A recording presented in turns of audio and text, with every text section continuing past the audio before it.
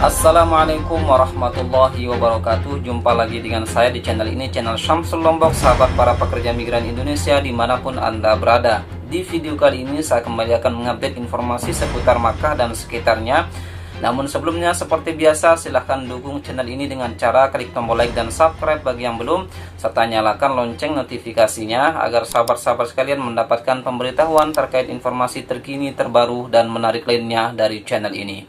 Sahabat-sahabat sekalian, pada hari Ahad tanggal 28 Maret 2021 kemarin, Presiden Umum Urusan Masjidil Haram dan Masjid Nabawi, Syekh Profesor Dr. Abdurrahman bin Abdul Aziz As-Sudais Hafizahullah Ta'ala, menyampaikan beberapa pengumuman terkait aturan pelaksanaan kegiatan ibadah selama bulan suci Ramadan pada 1442 Hijriah nanti.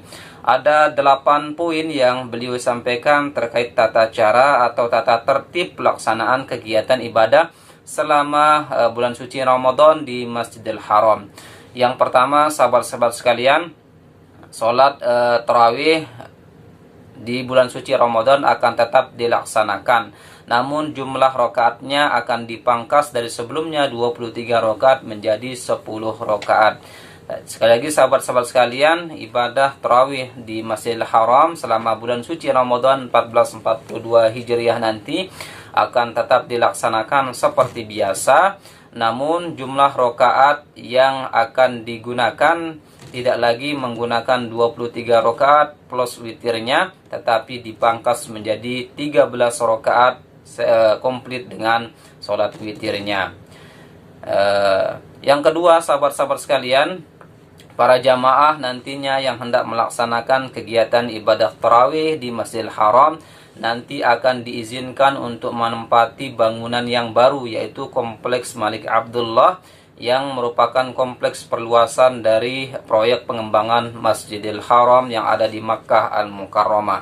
Jadi nantinya para jamaah tidak hanya diizinkan untuk sholat di Kompleks Malik Fahad di bangunan yang lama, tetapi juga mereka sudah diizinkan untuk melaksanakan kegiatan ibadah tarawih di Kompleks Malik Abdullah. Dan seperti yang saya saksikan langsung, sahabat-sahabat sekalian, kebetulan saya sehari-hari beraktivitas bekerja di Masjidil Haram, di area proyek yang baru, terutama di Malik Abdullah. Beberapa sarana dan prasarana sudah dipersiapkan, sudah dilengkapi, jalan-jalan juga sudah mulai dibersihkan, ditata rapi, dan hal-hal yang mendukung untuk kelancaran kegiatan ibadah di kompleks tersebut juga sudah dipersiapkan oleh para pekerja yang bekerja sehari-hari di sana.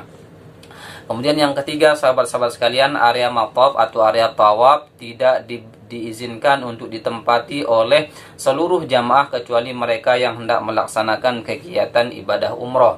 Jadi hanya para jamaah umroh yang melaksanakan rangkaian ibadah umroh yang boleh memasuki area mataf atau area tawaf. Mereka yang tidak punya kepentingan untuk melaksanakan kegiatan ibadah umroh tidak diperkenankan atau tidak diizinkan masuk ke area tawaf atau area mataf. Kemudian yang keempat, sahabat-sahabat sekalian, para jamaah umroh yang hendak melaksanakan kegiatan ibadah tawaf di area mataf juga tidak diperkenankan, tidak diizinkan untuk menyentuh Ka'bah. Mereka hanya diperbolehkan untuk tawaf di seputar Ka'bah. Jadi pembatas-pembatas yang selama ini yang memisahkan mereka antara Ka'bah dengan jamaah itu akan tetap dipertahankan seperti biasanya. Kemudian yang kelima, sahabat-sahabat sekalian, buka bersama di area Masjidil Haram masih bisa dibolehkan dengan catatan para jamaah harus membawa makanan untuk berbuka dari rumah masing-masing.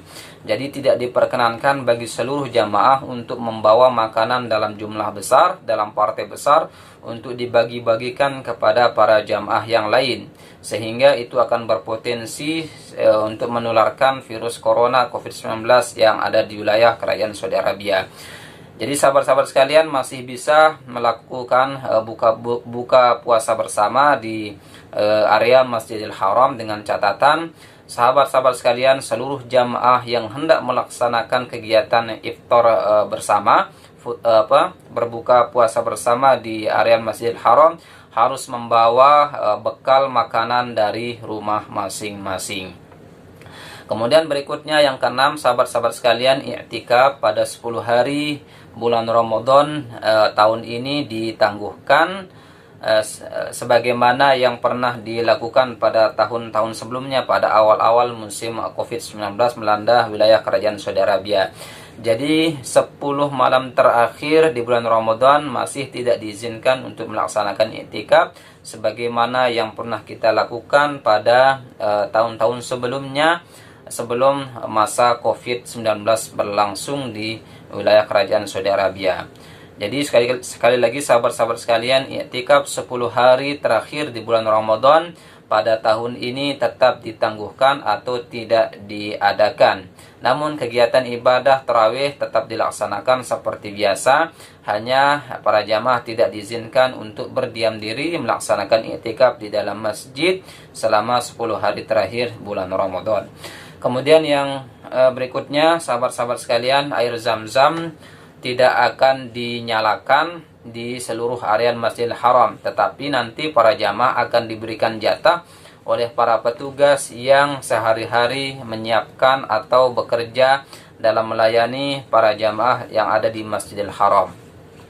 Jadi air yang ada di keran-keran Masjidil Haram, air Zam-Zam yang ada di keran-keran yang selama ini kita minum, yang bebas diakses oleh para jamaah, tidak akan dinyalakan selama bulan Ramadan ini, melainkan para jamaah nanti akan diberikan dalam bentuk botol, dalam bentuk kemasan yang akan disiapkan sebanyak 200.000 botol perharinya oleh petugas yang berjaga-jaga. Sekali lagi sahabat-sahabat sekalian, air Zam-Zam tetap akan diberikan, akan disiapkan oleh para petugas sebanyak 200.000 botol per hari. Namun para jamaah juga tidak akan bisa mendapatkan atau mengambil air Zam-Zam dari keran-keran yang selama ini disiapkan oleh bagian Presiden Umum Urusan Masjidil Haram dan Masjid Nabawi, Syekh Profesor Dr. Abdurrahman Abdul Aziz As-Sudais rahimahullahu taala. Kemudian yang terakhir, sahabat-sahabat sekalian, bagi para jamaah yang berencana untuk melaksanakan kegiatan ibadah selama bulan suci Ramadan di Masjidil Haram, harus mendaftarkan diri terlebih dahulu melalui aplikasi I'tamarna. Jadi sebagaimana yang telah berjalan selama ini, seluruh jamaah yang hendak melaksanakan kegiatan ibadah sholat 5 waktu di Masjidil Haram di Makkah Al-Mukarramah wajib terlebih dahulu mendaftarkan diri melalui aplikasi I'tamarna.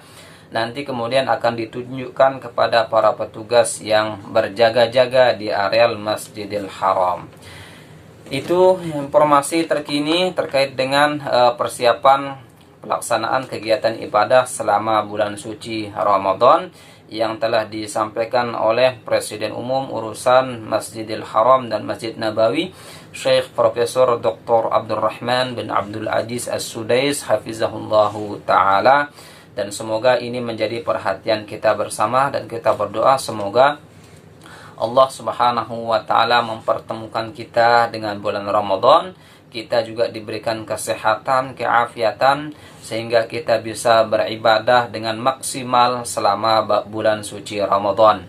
Bulan suci Ramadan ini, jamaah sekalian, merupakan bulan yang sangat ditunggu-tunggu oleh seluruh umat Islam di seluruh dunia, terlebih-lebih bagi mereka yang tinggal di kawasan Masjidil Haram, karena berbagai kelebihan-kelebihan atau suasana Ramadan sangat terasa, sangat hidup selama bulan suci Ramadan, terutama di Masjidil Haram.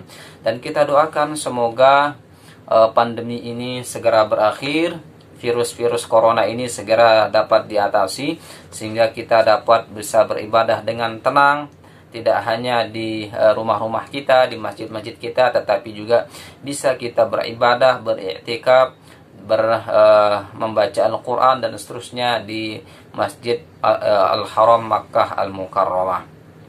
Saya doakan bagi Anda semua yang saat ini merindukan bisa beriktikaf, bisa sholat tarawih, bisa sholat berjamaah di Masjidil Haram. Semoga Allah Subhanahu wa taala memudahkan Anda semua, memudahkan kita semua untuk bisa mewujudkan cita-cita kita bersama. Allah mudahkan urusan kita, Allah bimbing kita, dan Allah segera memberangkatkan kita dalam kondisi sehat walafiat untuk sampai di Masjidil Haram dalam melaksanakan ibadah sehari-hari. Demikian informasi yang dapat saya sampaikan, kurang lebihnya mohon maaf. Jika ada kritik, pertanyaan maupun masukan, silahkan disampaikan di kolom komentar. Bagi yang belum subscribe, silahkan dukung channel ini dengan cara klik tombol like dan subscribe bagi yang belum, serta nyalakan lonceng notifikasinya agar sahabat-sahabat sekalian mendapatkan pemberitahuan terkait informasi terkini, terbaru, dan menarik lainnya dari channel ini. Billahi taufik wal hidayah. Wassalamualaikum warahmatullahi wabarakatuh.